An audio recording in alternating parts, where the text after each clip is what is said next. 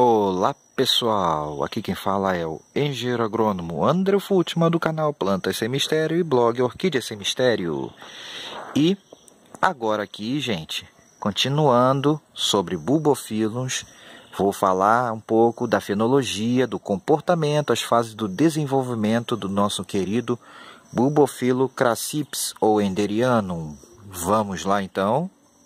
Bulbofilo crassips, gente, como vocês podem ver aqui, ó, essa é a planta que eu tenho do bulbofilo crassips. Engraçado que essa planta foi muda de um bulbo e um corte de um bulbo e um corte de 2 bulbos que eu ganhei. Foi em 2010, se eu não me engano, 2009, 2010. E hoje ela já é isso tudo aqui e já foi tirado cortes daqui e tudo. Então ela já foi maior do que isso. Então, esse é um bulbofilo, nunca foi replantado, está ainda no mesmo lugar que eu plantei, para vocês terem ideia. Uma placa velha de xaxim, com um pouco de xaxim, ó, nem tem mais, substrato extremamente velho. E ele está aqui, firme e forte, gente. Mas, então, gente, como é que é o comportamento, como é que é a fenologia, o desenvolvimento dessa planta ao longo do ano? Vamos começar, então. O crassips, gente. Esse bulbofilo aqui, diferente do lepidum, ele já é bem maior, né? Ele tem um porte maior, mas com aquela mesma característica da folha praticamente sem pecíolo, né? Um pecíolo muito curtinho. Pecíolo é aquela parte estreitada da folha, né? Que as orquídeas e outros vegetais têm. No caso do bulbofilo é muito curtinho e emendado bem direto no bulbo aqui, como vocês podem ver, ó. E as folhas geralmente são mais em pés. No caso do bulbofilo, direto no bulbo, como se fosse realmente uma extensão do pseudobulbo dele, ok? E o curioso aqui, ó, que são bulbos maiores e no caso aqui ele está um pouco engomadinho, mas eles podem ficar bem, ó. Eles mais novos são mais arredondadinhos, né? Um formato não muito arredondado, mas são pseudobulbos maiores, grandes, né? Para padrões de bulbofilos. Ainda existem maiores, gente. E como é que essa planta se comporta? Vamos lá. Então, vamos começar pela sua floração, gente. A partir, geralmente, do inverno, né? Final do outono, início do inverno, né? Entre maio, junho, até julho, mais ou menos, que é a mudança de estação e tudo. Esse período é o período em que essa planta está florescendo, geralmente. Então, ela começa agora final de maio, já está florescendo a partir de maio, meados, final, entrando para junho, se estendendo até julho, muitas vezes. Ela vai florescendo, gente. E, assim como os outros bulbofilos, a sua haste é basal, sempre vindo da base do pseudobulbo, gente. Então, inverno, final do outono e inverno é o período de floração desse bulbofilo aqui, gente. Notem aqui, nós estamos no dia 31 de março, esse pseudobulbo ainda estão em formação, então os bulbos novos ainda estão terminando de crescer, os últimos. Porque, como falei, eles não são totalmente sincronizados. Então você tem um surto de brotação um pouco mais adiantado, outro mais intermediário e outros mais tardios. Os pseudobulbos mais tardios estão terminando seu desenvolvimento agora, gente. Ok? E aí vem o período de floração. Esse bulbofilo, diferente do outro que parece um lequezinho, o seu cacho eu vou estar colocando fotos, uma vez que não está na floração. Ele dá tipo uma espiguetazinha, uma espigazinha de flores comprida, gente.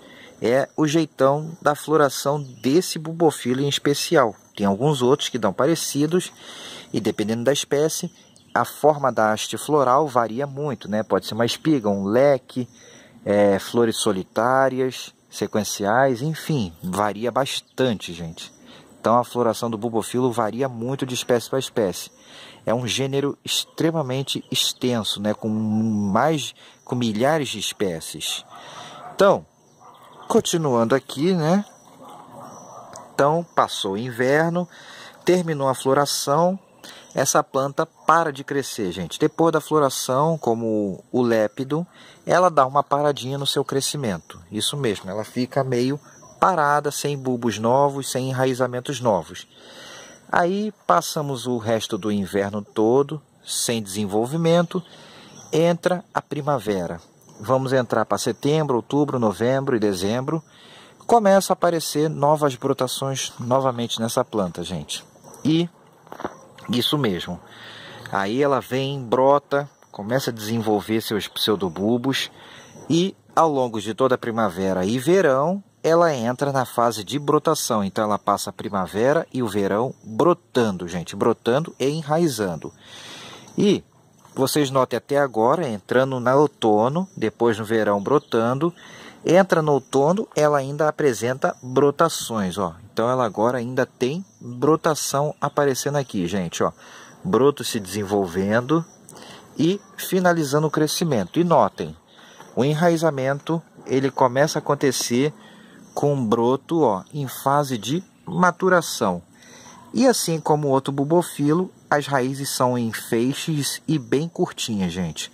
Notem isso, o pseudobulbo está esticando e está começando enraizamento. Então o enraizamento ele acontece geralmente antes da floração nos bulbofilos, gente. E é assim que eles enraizam, ok? E aí depois vem a floração de novo e o ciclo se repete, gente. Então esse é o comportamento básico desse bulbophyllum ao longo do ano, gente.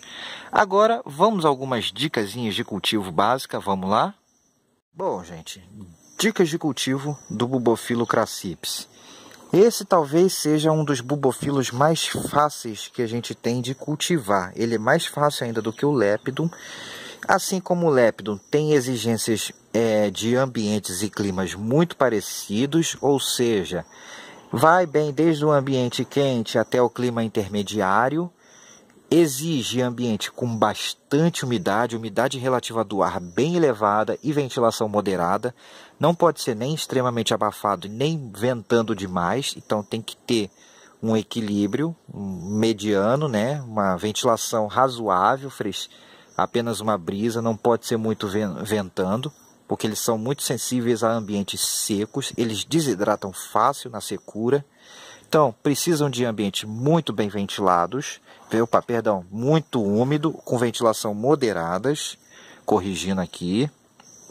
E, em relação a substrato, gente, segue o mesmo princípio de outros bulbofilos.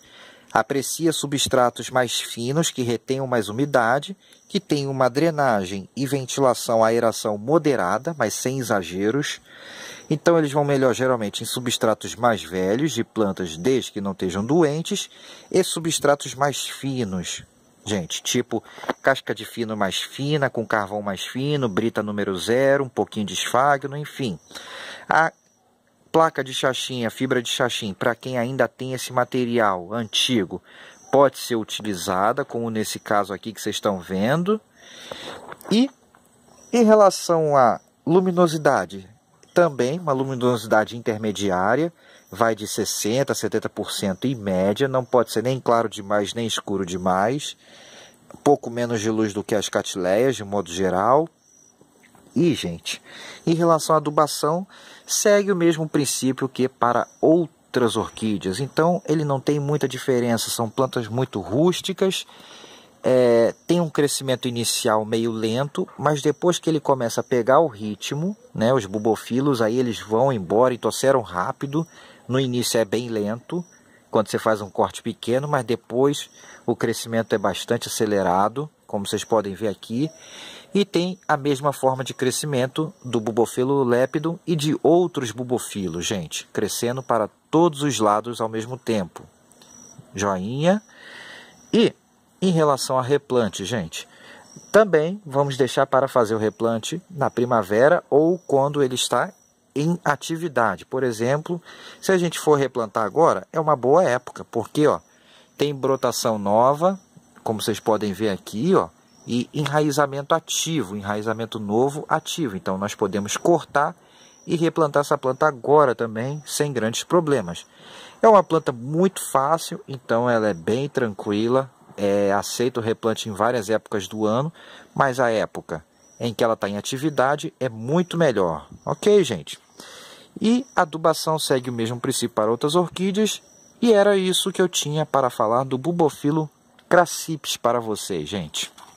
Se gostaram do vídeo, deem um joinha e se inscrevam no Plantas Sem Mistério e acompanhem o Orquídea Sem Mistério, gente. Agora eu fui. Até a próxima. Tchau, tchau.